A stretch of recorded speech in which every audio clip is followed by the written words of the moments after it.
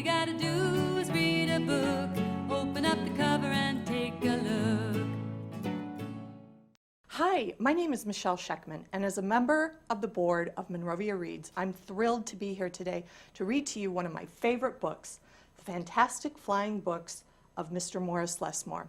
I have a daughter who is in Monrovia High School, and all through middle school, elementary school, I was really involved in helping out in school, but one of my favorite things to do was to be co-chair of the book fair throughout that entire elementary and middle school time. So I love books and I love to read. What I love about this particular book is that it is a story that sort of goes in a full circle. And I think that's really cool in books. Also, the books come alive, and to me that represents what reading is really all about. When you read a book, you really go into it and you get transported to different places, and the books really connect to you. Also, as a graphic designer and working with art all the time, I love the illustrations in this book. Illustrations really help bring a book alive, and what's really cool about this particular book is the author is also one of the illustrators. So with that, let's begin reading The Fantastic Flying Books of Mr. Morris Lessmore by William Joyce, illustrated by William Joyce and Jim Bluhm.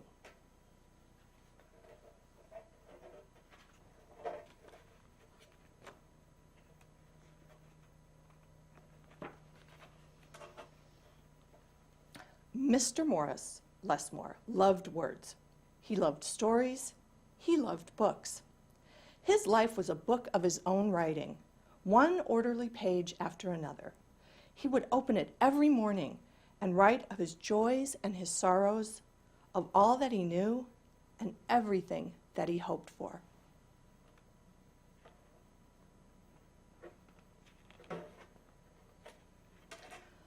But every story has its upsets. One day the sky darkened. The winds blew and blew.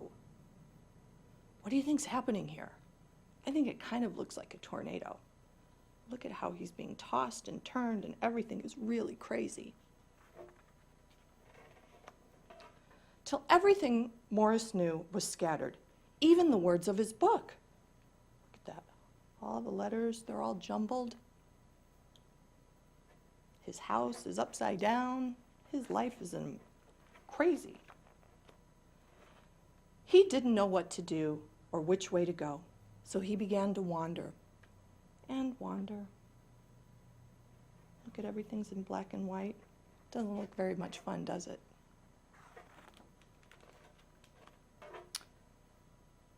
Then a happy bit of happenstance came his way. Happenstance means kind of like good luck. Rather than looking down, as had become his habit, Morris Lessmore looked up. Drifting through the sky above him, Morris saw a lovely lady. She was being pulled along by a festive squadron of flying books. Look at that. They're like balloons and birds flying and pulling her along.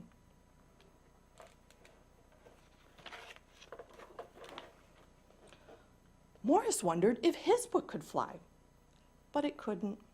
It would fall to the ground with a depressing thud.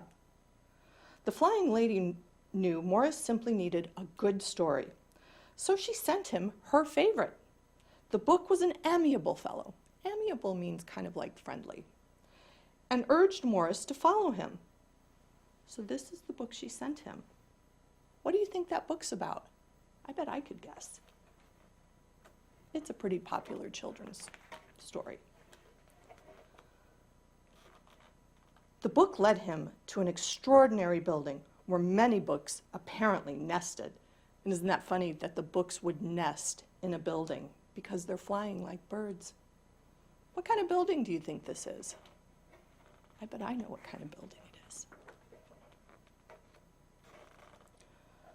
Morris slowly walked inside and discovered the most mysterious and inviting room he had ever seen. It was filled with the fluttering of countless pages, and Morris could hear the faint chatter of different stories, as if each book was whispering an invitation to adventure.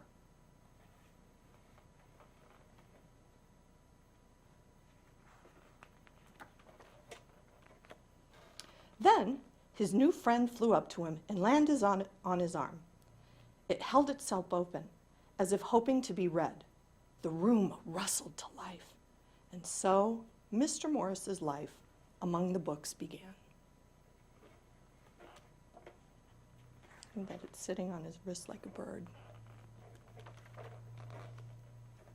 Morris tried to keep the books in some sort of order, but they always mixed themselves up. The tragedies needed cheering up and would visit with the comedies. The encyclopedias, weary of facts, would relax with the comic books and the fictions. All in all, it was an agreeable jumble. Morris found great satisfaction in caring for the books, gently fixing those with fragile bindings and unfolding the dog-eared pages of others. Look at, he's like a book doctor. His friend is worried that he won't be able to fix the book.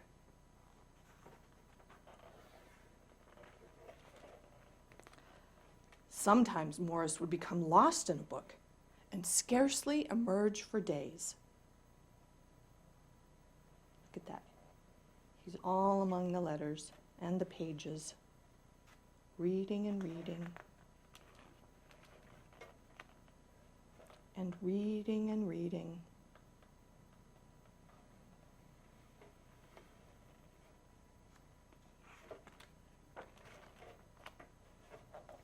Morris liked to share the books with others.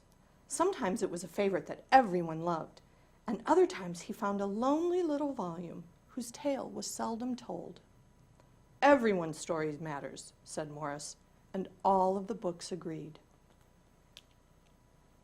Look at, he's sharing the books, and what I think is kind of interesting is that before people start reading books, they're all in black and white, and then he gives them a book, and life comes alive, and everything is in color.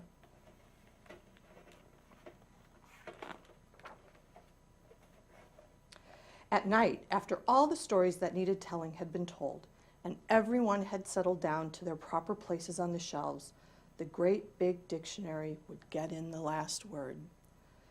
Zzz. It was then that Morris Lessmore would once again write in his own book. He wrote of his joys and sorrows, of all that he knew, and everything that he had hoped for.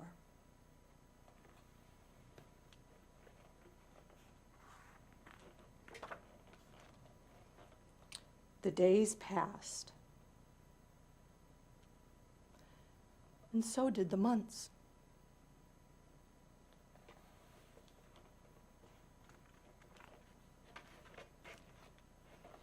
And then years and years.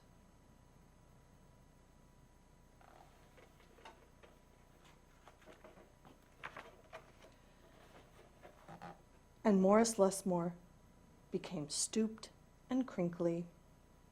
But the books never changed. Their stories stayed the same. Now his old friends took care of him the way he had cared for them, and they read themselves to him each night. Look at, there's his friend reading to him now.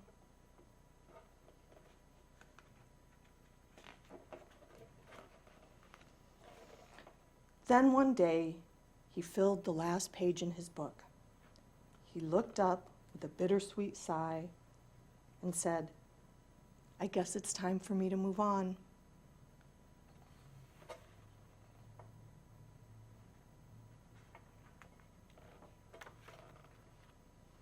The books were sorry, but they understood. Morris put on his hat and took his cane. As he went to the door, he turned and smiled and then waved goodbye. "I'll carry you all in here," he said, and pointed to his heart.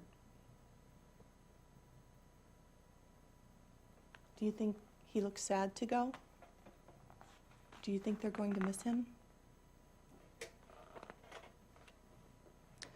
The books waved their pages, and Morris Lessmore flew away. And as he flew, he changed back to the way he'd been that long ago day when they'd all first met. Just like the beautiful woman that he saw in the sky.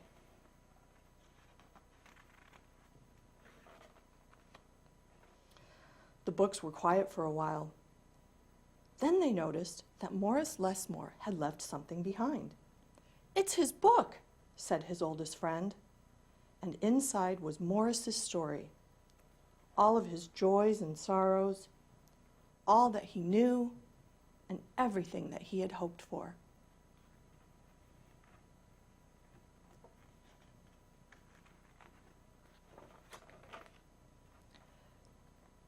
Then one day, the books heard a small, expectant sound. There in the doorway was a little girl. She looked around with wonder. Then something fantastic happened. Morris Lessmore's book flew up to her and opened its pages. The girl began to read. And so our story ends as it began, with the opening of a book.